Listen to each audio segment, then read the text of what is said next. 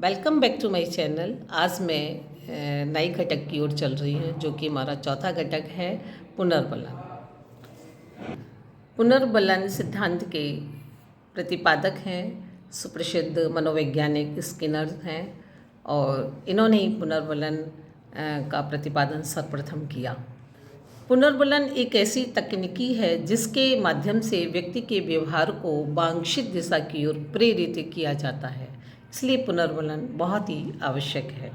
पुनर्बलन का शिक्षण में महत्वपूर्ण स्थान है। एक शिक्षक को ये जानना जरूरी है कि पुनर्बलन क्या है और पुनर्बलन किसको देना चाहिए और क्यों दिया जाता है और कैसे दिया जाता है। पुनर्बलन क्यों आवश्यक है, एक शिक्षक को जानना बहुत ज़रूरी है। तो चलिए चलते हैं हम घटक की ओर और पाठ्ययोजना की ओर। पहला घटक है प्रशंसात्मक शब्दों का प्रयोग। इस घटक के अंतर्गत शिक्षक द्वारा छात्रों का जो उत्तर आता है उससे सहमत होकर प्रशंसात्मक शब्दों का प्रयोग करता है, जिसमें बहुत अच्छा, शाबाश, वेल डन, एक्सीलेंट जो भी वो व्यक्त कर सकता है वो उसको करता है। जैसे अति सुंदर, ठीक है, हाँ। तो ये पुनर्बलन बच्चों को दिया जाता है। नेक्स्ट, सकारात्मक शाब्दिक पुनर्बलनों का प्रयोग। इस घटक के अंतर्गत शिक्षक द्वारा छात्रों का जो उत्तर आता है उससे सहमत होकर प्रशंसात्मक शब्दों का प्रयोग करता है, जिसमें बहुत अच्छा, शाबाश, वेल डन, एक्सीलेंट जो भी वो व्यक्त कर सकता है वो उसको करता है। जैसे अति सुंदर, ठीक है, हाँ। तो ये पुनर्बलन बच्चों को दिया जाता है। अगला घटक है सकारात्मक अशाब्दिक पुनर्बलनों का प्रयोग। में सकारात्मक, धनात्मक, अशाब्दिक पुनर्बलन है, जिसमें छात्र बच्चों को पुनर्बलन देता है जो कि बिना बोले सिर हिला करके, आँखों के इशारे से, श्यामपट्ट पर लिख करके या चलकर छात्र के समीप जा कर के मुस्कुरा करके वो बच्चे को पुनर्बलन देता है। तो ये है सकारात्मक, धनात्मक पुनर्बलन। नेक्स्ट है छात्रों के उत्तर का संशोधन व पुनरावृत्ति। कभी कभी शिक्षक छात्र द्वारा प्राप्त उत्तर को संशोधित करता है और उसको दोहराता है। इस तरह से वो इस घटक में पुनरावृत्ति या संशोधित करता है।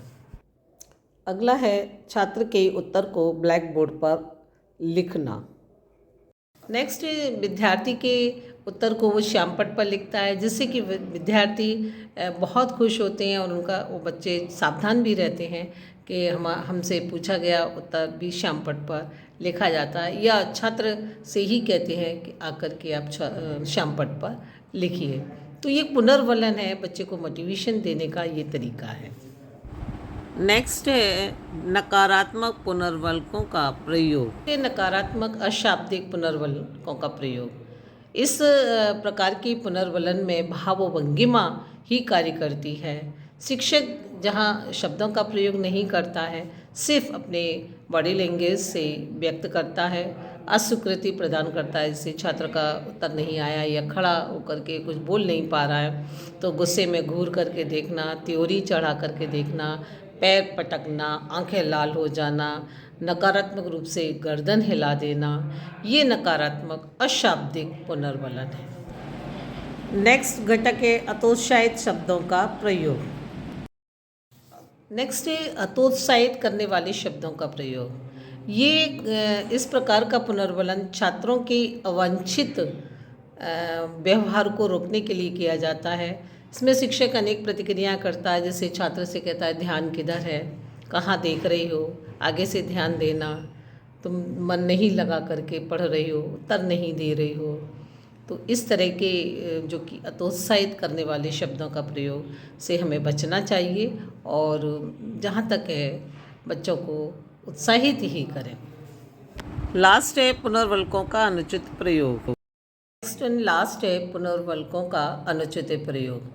शाब्दिक धनात्मक और अशाब्दिक धनात्मक पुनर्बलकों के अलावा अतिरिक्त कभी कभी शिक्षक अतिरिक्त शब्दों का प्रयोग करता है, जैसे हूँ, हाँ हाँ, हूँ। छात्र उत्तर देता है, आप हूँ कर रहे हैं, या गलत उत्तर दे रहा है उसमें भी हूँ। तो ये इस तरह की क्रियाएं नहीं होती हैं, इसे बार बार उसकी पुनरावृत्ति नहीं करनी चाहिए।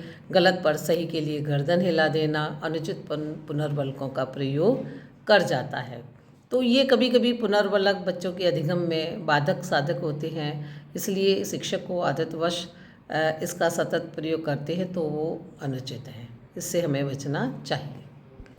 ये थे हमारे पुनर्वलन कौशल के घटक। इनको आप कॉपी पर अपने उल्टे हाथ पर इसको अंकित कर लें।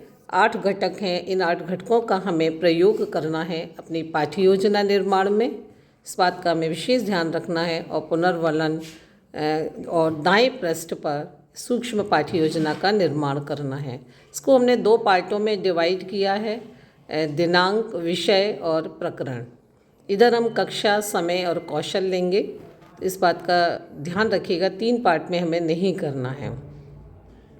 नीचे हम 3 पार्ट में डिवाइड करेंगे, जिसमें छात्र अध्यापक क्रिया, छात्र क्रिया और घटक, ये 3 पार्ट में हम डिवाइड करेंगे। यहाँ विषय वस्तु रखेंगे। आपका कोई भी विषय हो, चाहे साइंस का विद्यार्थी हो या आर्ट साइड का हो या संस्कृत का, इंग्लिश का, विषय वस्तु आप अपने अकॉर्डिंग रखेंगे। ये कॉमर्स का विषय है, इसलिए मैंने कॉमर्स को रखा है। इधर विद्यार्थी जो कि ध्यानपूर्वक सुनेंगे।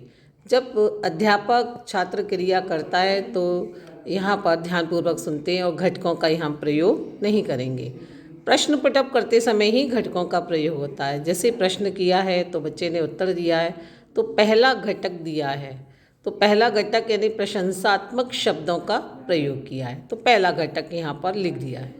फिर दूसरा प्रश्न पुटअप किया है तो यहाँ दोहरा लेखा प्रणाली का जन्म इटली में हुआ, तो उन्हें दूसरा घटक लिया है, सकारात्मक शाब्दिक पुनर्वलन का प्रयोग किया है।